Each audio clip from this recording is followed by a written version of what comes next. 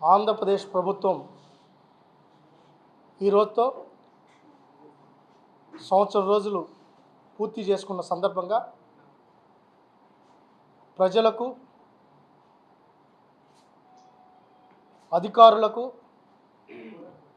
ప్రభుత్వ యంత్రాంగానికి, మీడియా, అదేవిధంగా మా స్పోర్ట్స్ అథారిటీ డిపార్ట్మెంట్కు సంబంధించిన ప్రతి ఒక్కరికి కృతజ్ఞతలు తెలియజేసుకుంటున్నాం.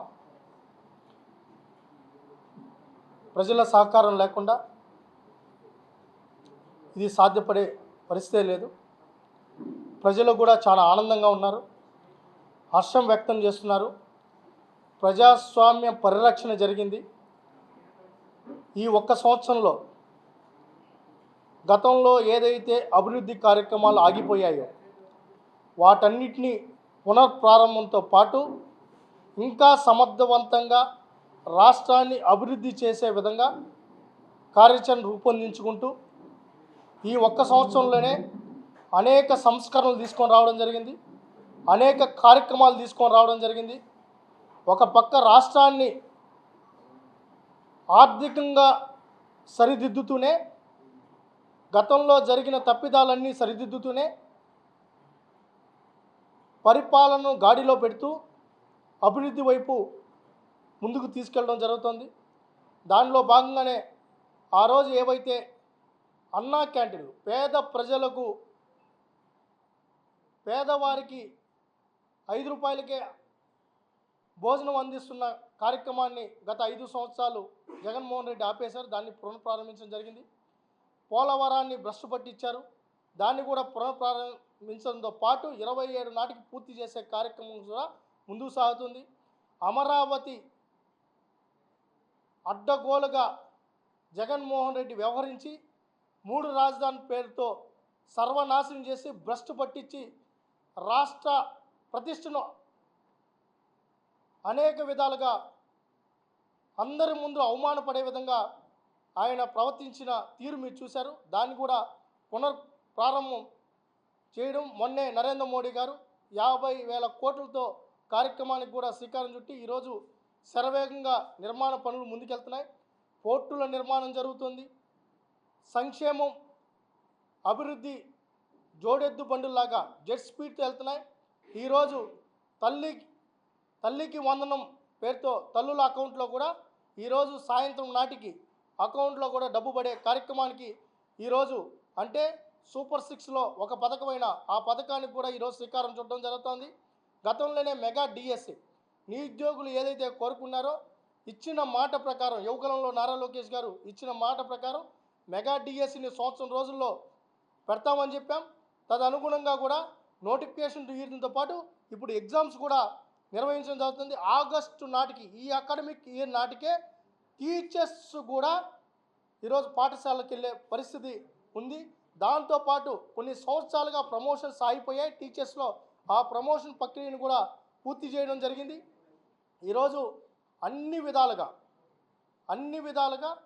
ఈరోజు ఒక పక్క ఇచ్చిన హామీ ఏదైతే 3 సిలిండర్లు ఉందో ఆ 3 సిలిండర్లను కూడా అమలు పరుస్తున్నాం. అయితే దాంట్లో కూడా 3 సిలిండర్లకు సంబంధించి అమౌంట్ ఆడవారి అకౌంట్లోనే అడిగారు. అది కూడా ఇంకా పూర్తిగా వాళ్ళ ఖాతాలోనే పడతాయి. వాళ్ళ ద్వారానే సంక్షేమం అదే విధంగా కార్యక్రమం తీసుకుంటున్నాం. 4,000 రూపాయల పెన్షన్ కూడా ఇచ్చిన మాట ప్రకారం 1,000 రూపాయలు పెన్షన్ పెంచేదానికి జగన్మోహన్ రెడ్డి ఏ విధంగా ఆపసోపాలు పడ్డారో, చిన్నపిల్లలకి చాక్లెట్లు పంచిట్టు 220 లాస్ట్ ఇంక ఎలక్షన్ ఉందనగా 10 రోజుల ముందు 250 రూపాయలు అది పెట్టడం జరిగింది. 4 సంవత్సరాలు పట్టిన జగన్మోహన్ రెడ్డికి 1,000 రూపాయలు పెంచడానికి. చంద్రబాబు నాయుడు గారు ఇచ్చిన మాట ప్రకారం అంతకుముందు ఎలక్షన్ ప్రచారంలో ఏదైతే ఆ 3 నెలలు 1,000 రూపాయలు ప్లస్ ఈ ప్రభుత్వం ఏర్పడినాక 4,000 కలిపి మొదటి నెలలోనే 7,000 రూపాయలు ఇవ్వడంతో పాటు ఎవరైతే వికలాంగులు ఉన్నారో, ఇబ్బందికరంగా ఉందో వాళ్ళకి 6,000 రూపాయలు, దాంతోపాటు బెడ్డెడ్ అయిన వాళ్ళకి 15,000 రూపాయలు ఇచ్చే కార్యక్రమం తీసుకున్నాం.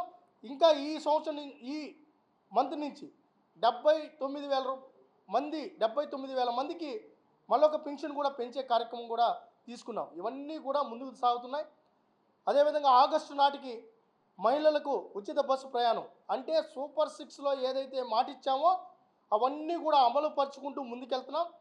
పారిశ్రామికంగా గతంలో 5 సంవత్సరాలు ఏ పరిశ్రమలు అయితే వెనక్కి తరివేశాడో జగన్మోహన్ రెడ్డి, వాటన్నిటిని మళ్ళీ ఆంధ్ర రాష్ట్రానికి తిరిగి ఆహ్వానించి పెట్టుబడులు పెట్టే కార్యక్రమాలు కూడా ఇటు ఉత్తరాంధ్ర అయినా రాయలసీమ అయినా అభివృద్ధి వైపు నడిపించే కార్యక్రమం రాష్ట్ర వ్యాప్తంగా జరుగుతున్నాయి. ఇది రాష్ట్రం.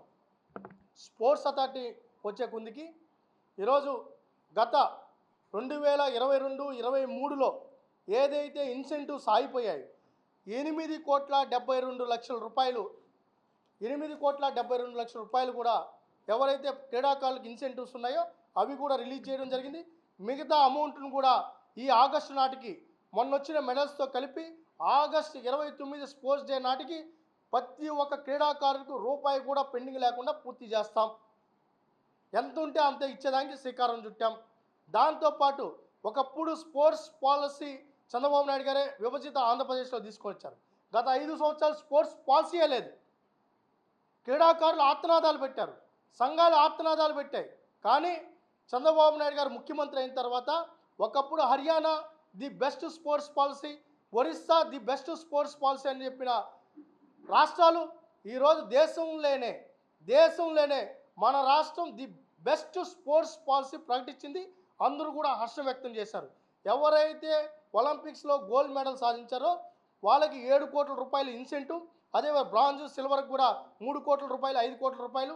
అదేవిధంగా ఏషియన్ గేమ్స్ అయినా, ఆఫ్రో గేమ్స్ అయినా, నేషనల్ గేమ్స్ అయినా, ఖేలో ఇండియా గేమ్స్ అయినా, చివరకు పిల్లలు ఆడుకునే స్కూల్ ఫెడరేషన్ గేమ్స్ అయితే హెచ్ఎఫ్ గేమ్స్ ఉన్నాయో దాంట్లో నేషనల్ మెడల్ వచ్చిన 3 లక్షల రూపాయలు ఇన్సెంటివ్. అంటే కింది లెవెల్ నుంచి క్రీడాకారులను ప్రోత్సహించాలని చెప్పి పాలసీ తీసుకొని రావడం జరిగింది. 40 సంవత్సరాల నుంచి ఏదైతే క్రీడాకారులు కలలు కన్నారో వితౌట్ ఎగ్జామ్తో